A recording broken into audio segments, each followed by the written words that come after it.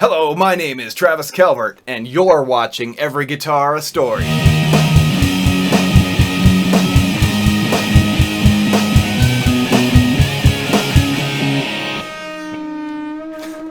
Welcome to the 5th episode of Every Guitar a Story.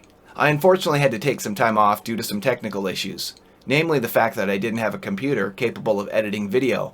But I'm back! I got a new computer! And I've got new stories and a new episode for you here today. For this episode, I was fortunate enough to catch up with local singer-songwriter Mark Earnest. Now, when I say singer-songwriter, some folks think of, folk music in a coffee house. And while Mark can certainly appreciate that style, what he does is considerably louder, ranging from serious doom metal to the sonic destruction indie rock that was vague choir. In 2015, I had a practice spot in a warehouse out on Dickerson Road, and Mark's band used to practice in the room next to me. I was always blown away, quite literally, by how loud they were, but also how good they were. It gave me a bit of insecurity, honestly, but now that I've come to know Mark and had some great conversations with him, I totally understand that what he brings to music is something true and honest and genuine. And as long as you two are expressing yourself in that spirit, it doesn't matter your skill level, so long as you're striving to improve. We'll get to Mark in a minute, but first I want to take a minute to talk about an interesting guitar of sorts. After having left the firebombing in 2010, I switched over to bass, and had a short-lived band called the Weisenheimers in 2012, with Peter Wardlaw, who's mentioned later in this episode. In 2014, I would do a short but intense run with a band called Failure Machine. At 41 years of age, it was the first time I'd ever toured with a band. But in the space of 3 weeks, we played all up and down the West Coast, from Seattle to Portland to Monterey, Los Angeles, Vegas, and Phoenix. Never mind that the kids I was sleeping on floors with were half my age, and I was having a blast. If only I could keep them from sticking Limp Bizkit in the tape deck, but that's a story for another time. Anyway, when I switched over to playing bass, I picked this up. It's an Aria. It's a copy of a Maserati, basically. It's got your standard jazz bass, 2 single coil pickups, 2 volume, 1 tone kind of control. Got your maple neck, rosewood fretboard. Pretty standard, but it does what it needs to do, and it's actually a pretty solid instrument. And, at the time, Failure Machine was doing what they called garage soul music. So if you think of like classic 60s R&B, souped up, played lightning fast with a horn section, what's not to love about that? It was fantastic. And anyways, at that time, in order to kind of suit that style of music, I switched over to flat wound strings to get more of that Duck Dunn, James Jamerson kind of sound. And honestly, since I've switched, I've never gone back as far as the sound that I like hearing in a bass guitar. So I'll give you a little example of what these kind of sound like.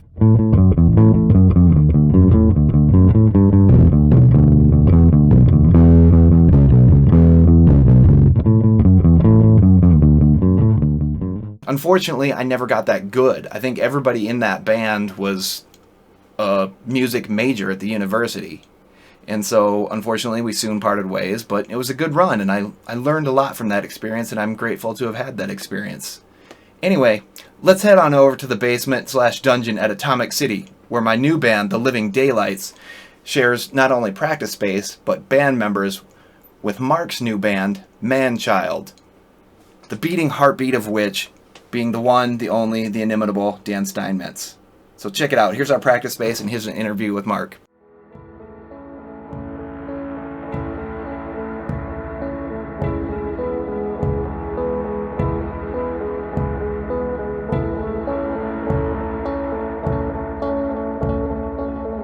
Just right to it, right to the point. All right, cool. There's my clapboard. Nice. All right, this is Every Guitar a Story, episode 5. I'm here today with my good friend, Mark Earnest.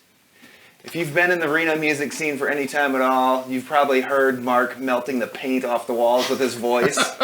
He's also one hell of a guitar player. He's been a huge influence on us here in Reno, and we love Mark. Nice, thank you very much. That's very nice for you to say. So why don't you tell us about some of the bands you've been in? Oh, geez. Well, as far as Reno goes, I've been in, I was in Dirt Communion for a while. I was in a band mostly in my time called either Mr. Vague or Vague Choir, depending on what year it was, and that was like for a 15 plus year stretch, and that was where I mostly played guitar instead of just singing. Mostly I'm more of a vocalist, and then several bands I've just been more guitar and vocals too.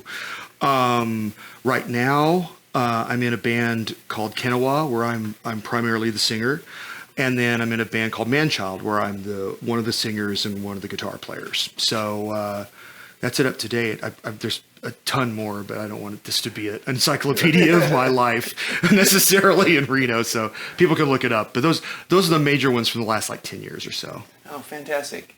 So how old were you when you picked up a guitar, and what got you into it? Well, I started a little later than most people do. I was 29, and Wow. Yeah, I'm again primarily a singer, so I've been singing since I was like teeny tiny. From what I've been told, I was singing like at 4 years old and stuff. And mostly in bands, I was either the singer or the drummer singer. Like when I started, like in the 80s, when I was first in bands, when normally you'd pick up a guitar at like 15 or whatever, I was picking up drums instead. So it wasn't until the 90s that I started playing. I was in Duluth, Minnesota, where I lived for a big chunk of the 90s. And I was in a band there called Sourpuss, which is still my favorite band name, I think, of all the bands. That's a pretty good one. Yeah, and it was a great band too. It's one of my favorites I've been in the whole time. And the guitar player from there, Bob Olson, was great. And again, that was another one where I was just singing. But at one point, I just got the itch that I think most musicians get about instruments all of their lives. Like maybe you're interested in piano, or maybe you're interested, even in reed instruments or whatever it is. But for some reason, I wanted to dork around on a guitar and write it. And so he lent me his Guild acoustic electric to play on and just mess around with at home. And this was soon after my daughter was born too. So I was home a lot anyway, because I was basically the house husband for a while there. And so I was just doing stuff, and I ended up writing 2 Sourpuss songs on that guitar, all very bar chordy kind of stuff. So nothing great, but wrote the words to them too. So that was really the start of me falling in love with it. And then once Sourpuss ended, and in the 6 months before I moved to Reno, I played solo shows with that guild, where I wrote a bunch of material in Dadgad, which I guess we'll talk about later, with the alternate tunings. So that was my first time really writing songs for real. And then when I moved to Reno, I really didn't do anything for a year, and then I started again writing like solo material that I kind of batched up until the Vague stuff happened. Yeah. So 29, was when I started. No lessons, just playing by ear to records. Dadgad was my savior because doing the Mel Bay, doing that stuff, and trying to do the chords and all that. Was a little daunting when you start, as it is for most people, no matter how old you are.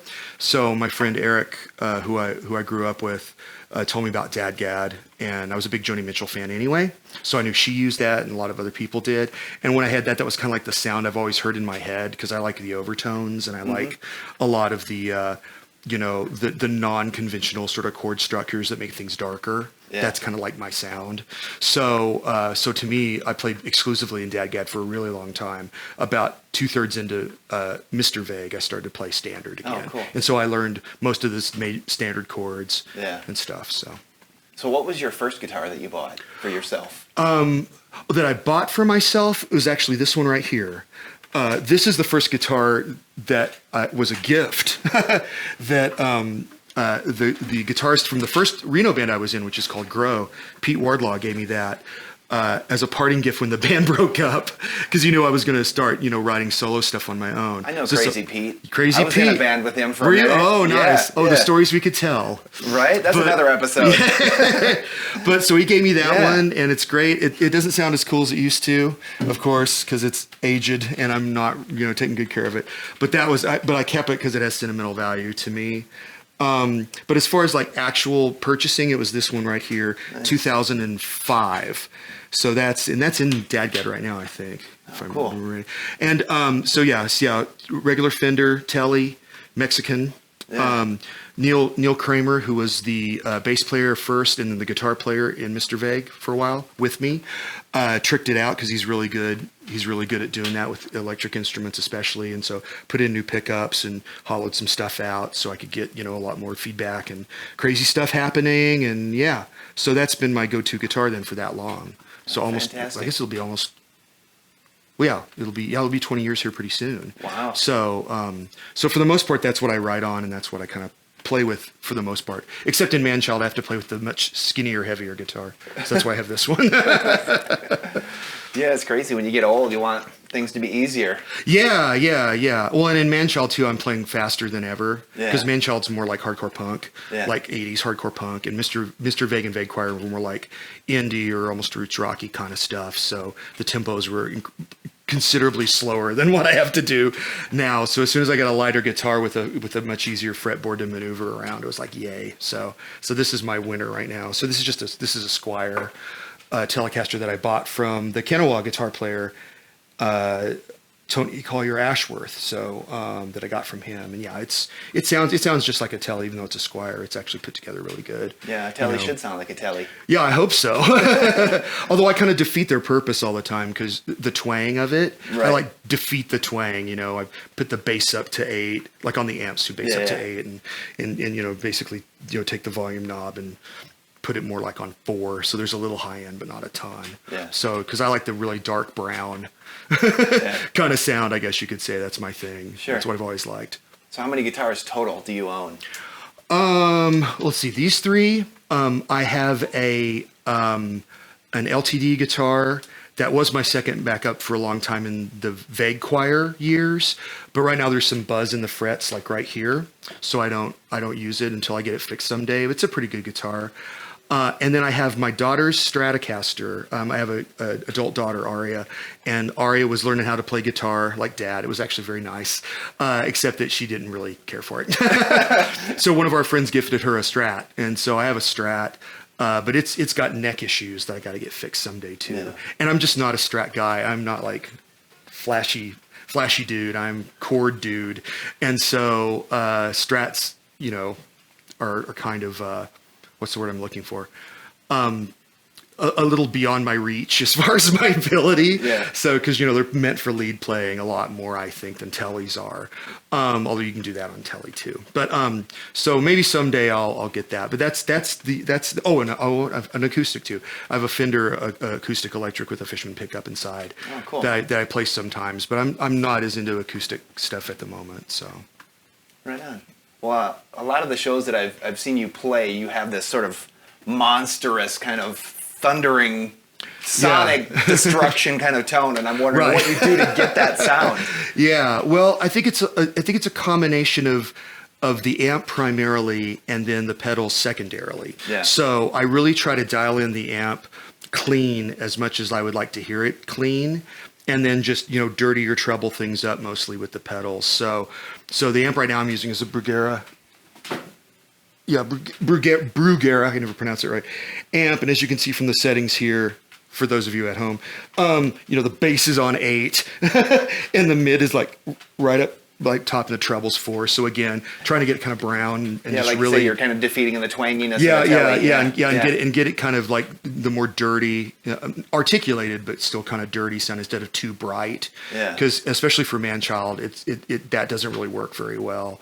And Kyle Viscos, who's the other guitar player, Kyle has a pretty bright sound too, so the contrasts between us are really good. So I like to keep it that way. And even in Vega was like that too, because Marcus Mayhall, who was the bass player, played a little bit brighter than normal bass players would and did a lot of stuff in mid as opposed to here. Mm-hmm.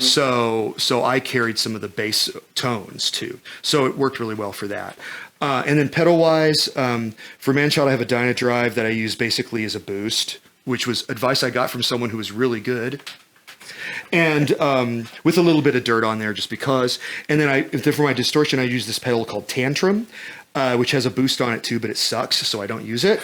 And basically, this is set up very similar to the amp, except there's a little bit more mid and treble, just to give it kind of like the crunch out that you sort of need. Mm-hmm. So the Manchild sound and the Vague Choir sound are way more distorted in Manchild, but similar idea. So a lot of beef in there and a lot of like you say, that kind of roaring kind of sound is what I'm looking for. I'm a Husker Du guy, as you know. I'm a big Bob Mould guy, and so I want that his sound, but like more like in the sugar years, like when it was a little bit, beefier as well as crispier too. Yeah. So and then when I had it out here when I was in Vague Choir, I also used the Space Echo for delay and for like different types of reverb. But I play a little bit drier in Manchild. There's some reverb just on the amp that I use. But this was sort of the Vague Choir secret weapon too. And then setting this to very much towards the bass end of things, just to make sure that when it popped out, it didn't, completely defeat everything. Yeah. But that's a lot of it, and a lot of it is sort of the way I play too, because I do play with a lot of open notes instead of full chording still. Like even when I'm in standard, like I don't play a normal A. I never play a normal A. It's usually, the 7 or the minor, one of the two. Wow. So a lot of that over ringing and overtone, especially on the top strings, is what kind of gives it a bit more of that crunch out too. That's what I try to do. Oh, great. Yeah, I was wondering how you did that. Yeah, I think it's a combination of all that kind of stuff too. So, for sure. What kind of strings do you use? I'm an Ernie Ball guy. Yeah. So I tend to like the hybrid slinky ones. Mm-hmm. To me, that's because I do like pretty big on top, and especially when I was in Vague and I was going between Dadgad and standard, normally I would just play the same guitar at that night and just tune halfway through. Uh-huh. So I would want both of the guitars to have pretty thick strings at the top. I'm semi changing my tune a little bit at that on Manchild because it's mostly like that kind of stuff. And so it's starting to hurt. So I'll probably go a little bit lighter in Manchild maybe when I change these out. But we'll see.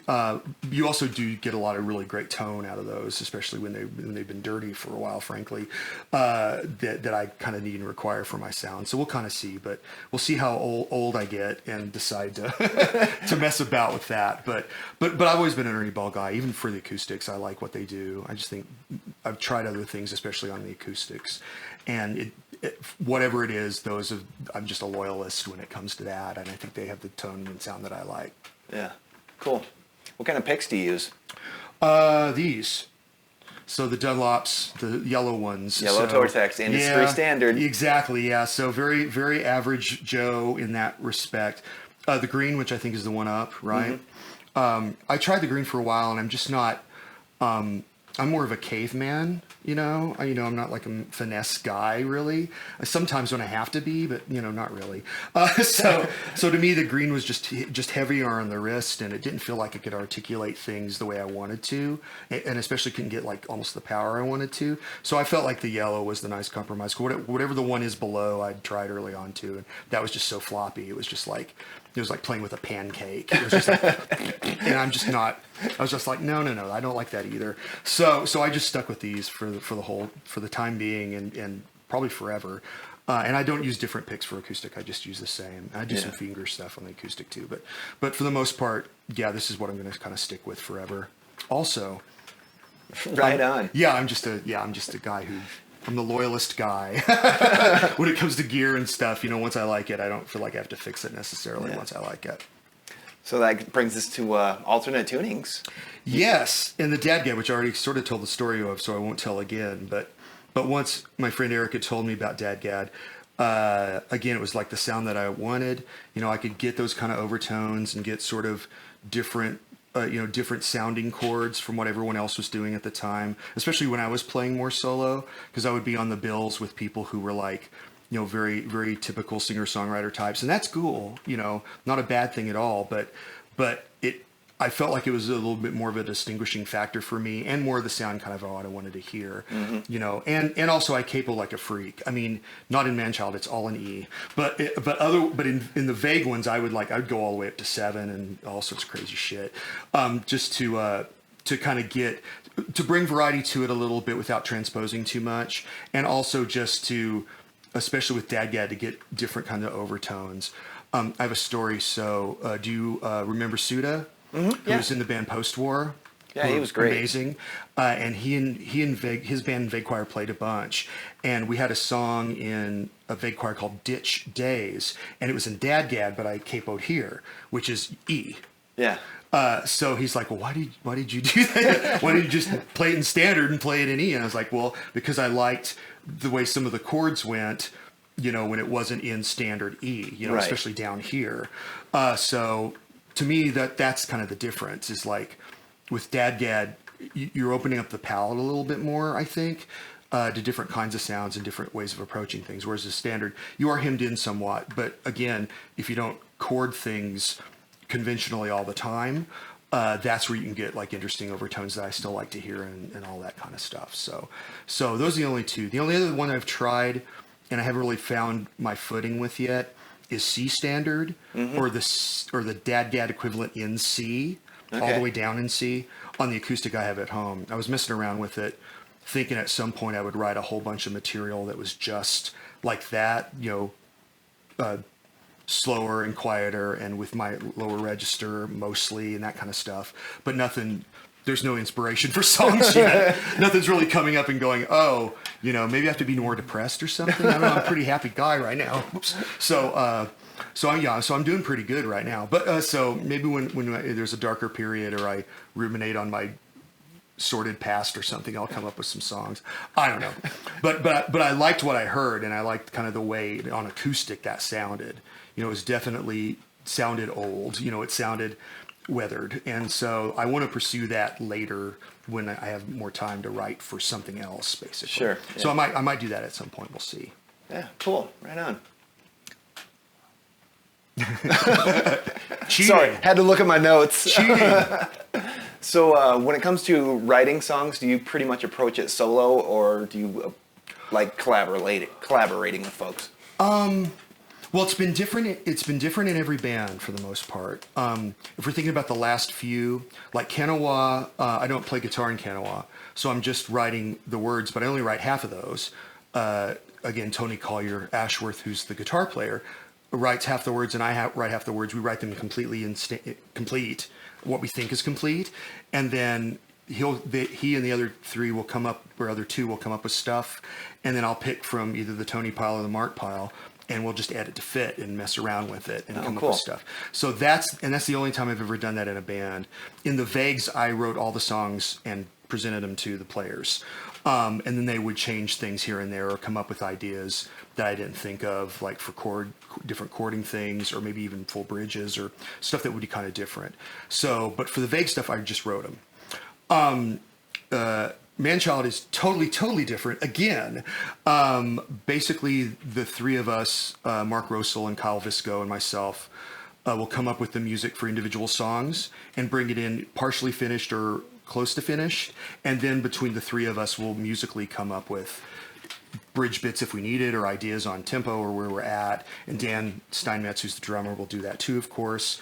And then Dan and I write the words, either from a source idea from him or from me, and then one of us will kind of finish them up, and there you go. Cool. So that's a totally other different one too.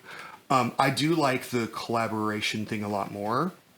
One of the reasons why because Vague Choir's not together anymore. I called time on it like 3 or 4 months ago, and one of the reasons was because I had kind of got tired of, frankly, being the guy writing all the songs. And I probably could have gone to them and say, hey, write more songs. But at the same time, I thought, with Manchild especially, and maybe other opportunities down the road, and with what I had with Kanawha, it was nice to be able to collaborate with people on all of it, like the whole thing. The only thing that none of them really touches is the way I sing it and what the vocal melodies or screaming or whatever it is, which is fine. And I'm okay with that. If they have suggestions, I'll take them, of course, and usually I'll do them and it'll be great. But that's the only thing that is still kind of solely me.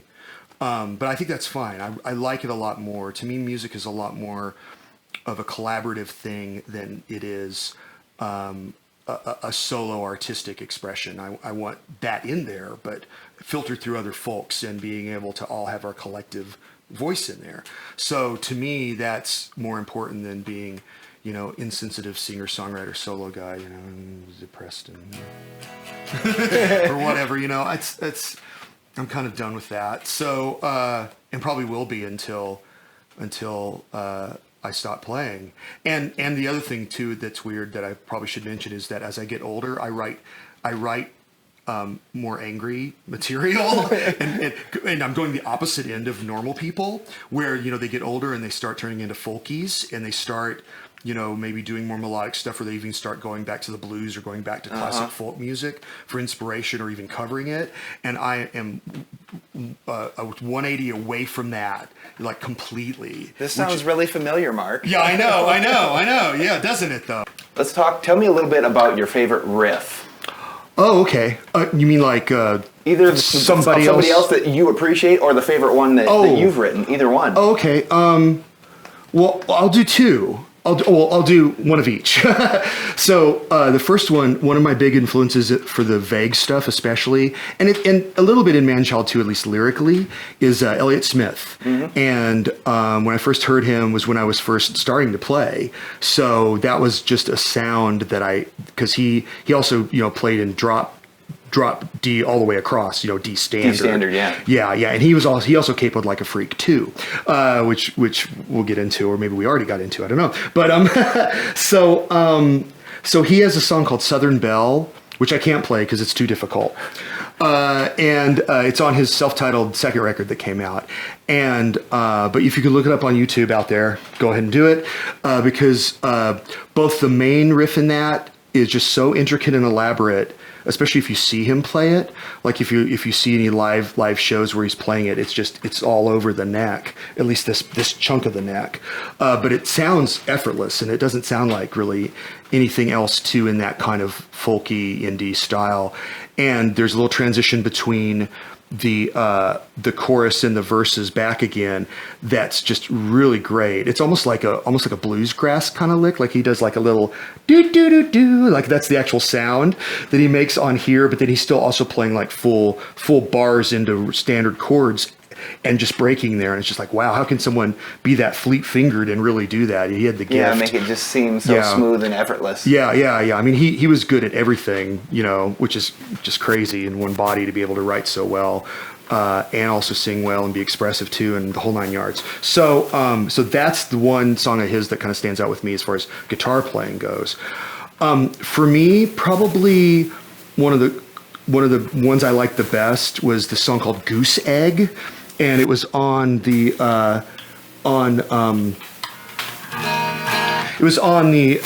record Great Big Fight, that was the second Vague Choir record out of the four. There's a fourth one coming out, by the way, in October.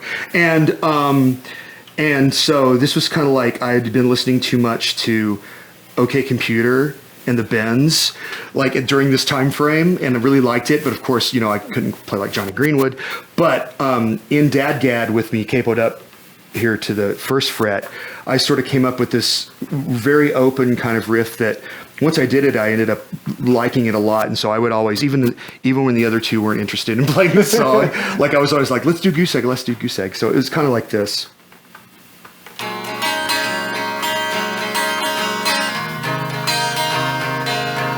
So, really kind of back to that overtony thing I talked about. So that's what the verse is over, like when you're singing.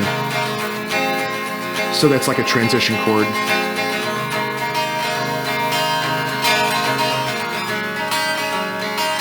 When I'm not so sloppy, I pick differently too.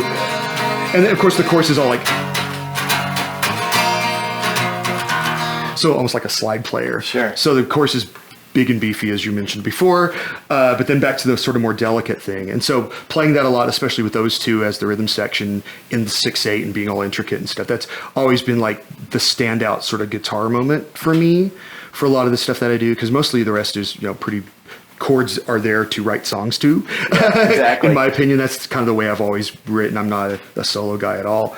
But to me, that sort of being able to sing over that and have it not be bad, and to be able to sort of write something, even though it's simple, that has like a catchiness to it in Dadgad, I thought was really like a breakthrough in some ways. So that's the one like of my own that I feel really probably most proud of.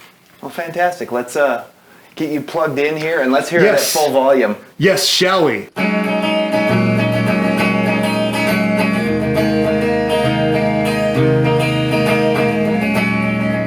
said all I got right now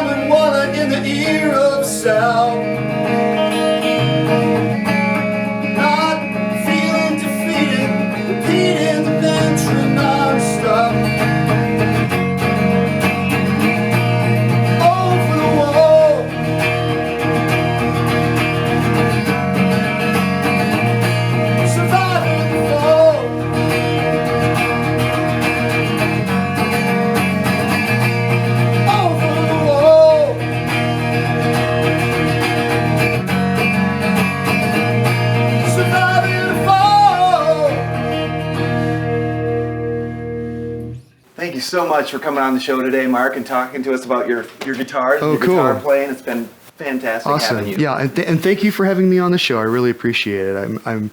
It's really nice to be able to be on your show and represent Reno, which I've been doing for like way too long, for like 2 decades or so. And so, yeah, thanks for the opportunity. You know, I respect your work a lot too. And I'm really happy we got to have a conversation about music. It's always a wonderful thing. I appreciate it. And I appreciate you, Mark. Cool. Thank you, so sir. Much.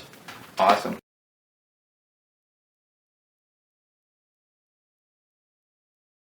That's going to do it for this episode of Every Guitar a Story.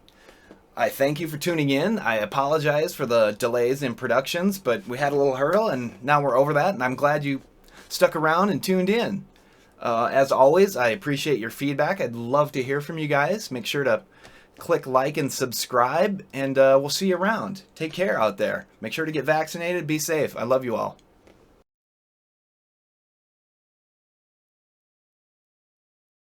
So this is my Paul Westerberg ripoff song, and it's called Kill the Party.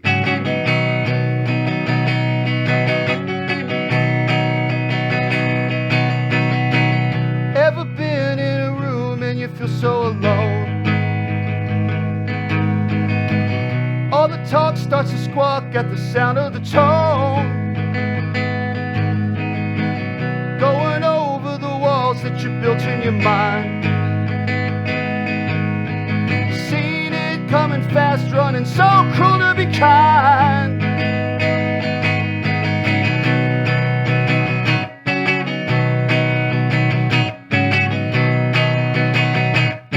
All half measures, buried treasures lost, sank down into the sea. Killed the party that were dressed so shortly found, going on down the street.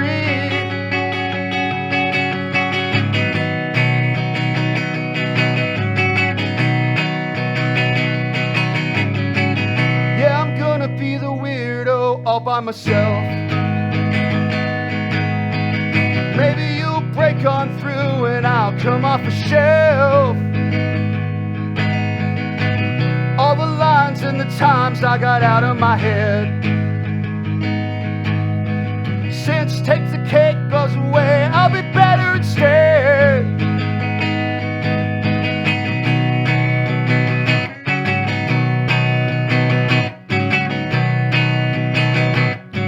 No half measures, buried treasures found, bottom of the sea. Killed the party that we talked so smartly lost, tuning on down your street. Whoops.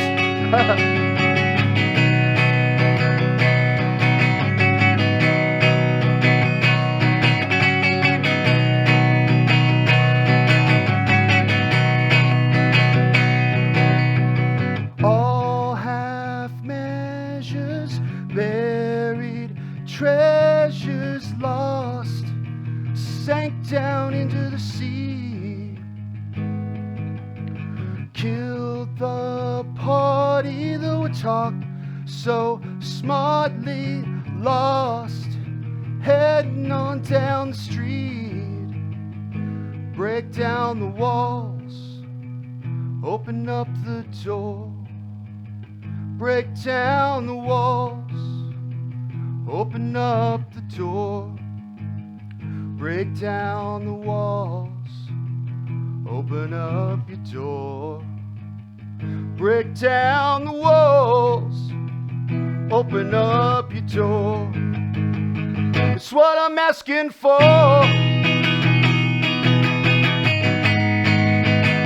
What I'm asking for.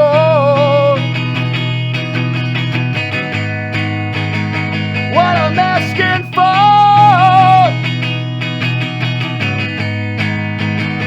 Open up the door.